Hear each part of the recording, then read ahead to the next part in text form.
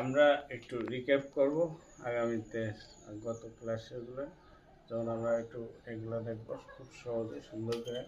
Sine theta সমান হলো লম্ব বাই অতিভুজ, আর কস থিটা সমান হলো ভূমি বাই অতিভুজ, আর ট্যান থিটা সমান হলো লম্ব বাই ভূমি। আমরা এই মোটামুটি তিনটা জানলেই সবগুলো বের করতে পারি। সাইন থিটার বিপরীত হলো কোসেক থিটা। সাইন থিটা যদি লম্ব অতিভুজ হয় তাহলে কোসেক থিটা এর বিপরীত অতিভুজ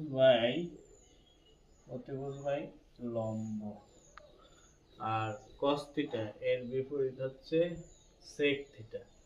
সেক থিটা সমান, যদি কস থিটা ইকুয়াল টু ভূমি বাই অতিভুজ হয় তাহলে সেক থিটা ইকুয়াল টু এবং তার উল্টোটা অতিভুজ বাই ভূমি।